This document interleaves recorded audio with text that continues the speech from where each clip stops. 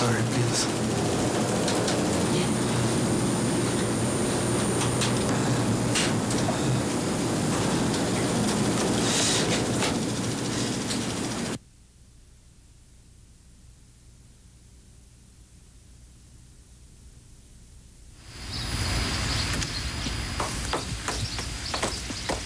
Oh, Rebecca!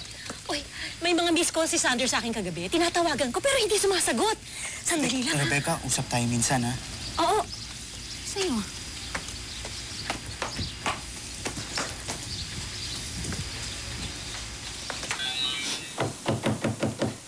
Sander? Ay, Sander! Sander!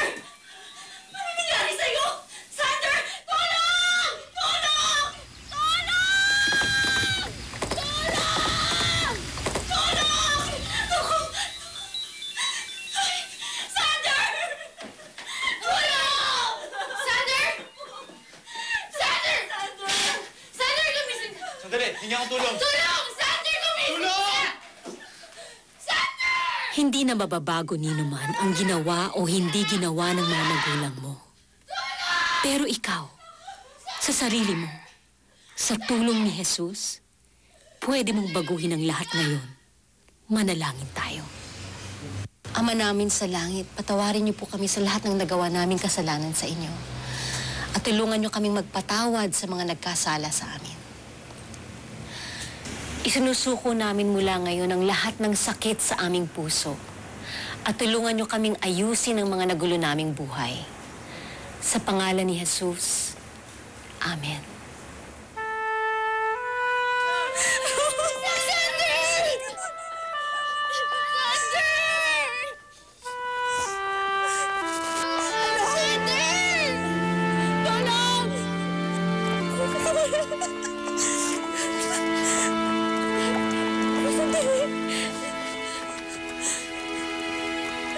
Tuloy-tuloy ang ikot ng mundo.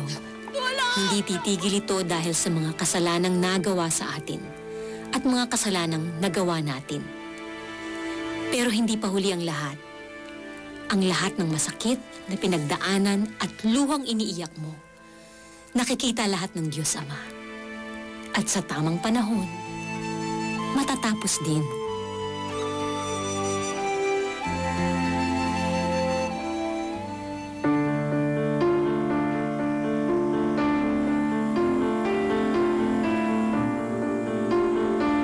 Pare-parehong may mga pagkukulang sa atin ang mga ama natin. Sinisisi ko ang tatay ko sa mga bagay na pinili ko nung lumalaki ako, na inakala kong magpupuno sa pagmamahal na hindi niya naibigay sa akin. Pero salamat sa isang taong nagpakilala sa amin sa Diyos Ama na nag-iisang perpektong tatay. Ganun na lang ang pagmamahal niya sa atin na sinakripisyo niya ang nag-iisa niyang anak na si Jesus para bigyan ng kulay ang mga madidilim nating nakaraan. Minahal at handa niya akong patawarin kahit nung makasalanan pa ako. Siguro, yun din ang dapat na isukli ko kahit hindi madali para sa akin. Hindi pa ako lubos na handang magpatawad. Pero gusto ko nang sumuko at sumunod sa kalooban ng Diyos Ama. Nay.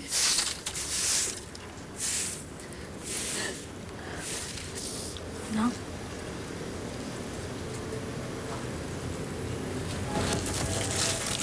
Wala na siya, anak. Anak. Tawaran mo ako, anak. Sorry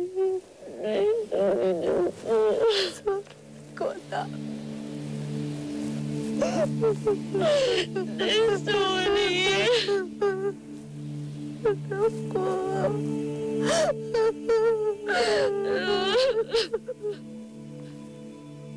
Ang kwento ng buhay mo ay magiging regalo ni Jesus para sa ibang tao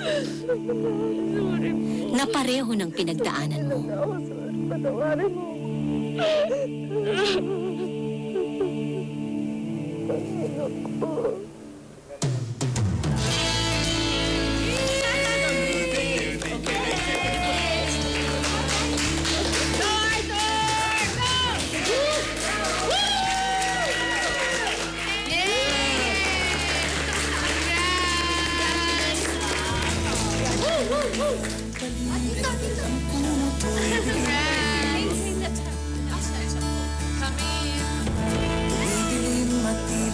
ang buhay mo'y nag-iisa pa rin. Bawat hakbang, bawat panata, may isang nagpaparaya. Isuko mo lang ng buong buo ang puso mo at buhay mo sa Diyos Ama at bibigyan ka niya ng bagong simula. Salamat, kaibigan. Salamat, Ama. Salamat,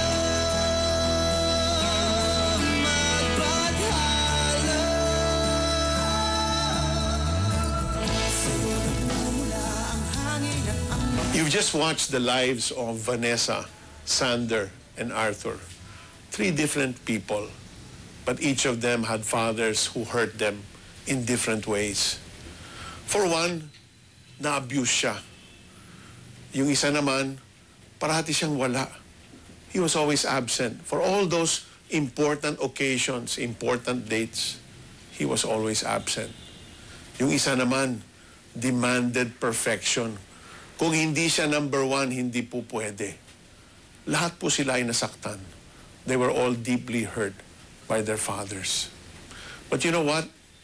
I'm not perfect. Wala namang perfectong ama. But God, our Heavenly Father, forgave us. That's why we too need to be able to forgive. But our hearts must be ready. Our hearts must be right. And there's only one way to make your heart right. And you know how that way is? To give your life to Jesus Christ. To offer your life to Him.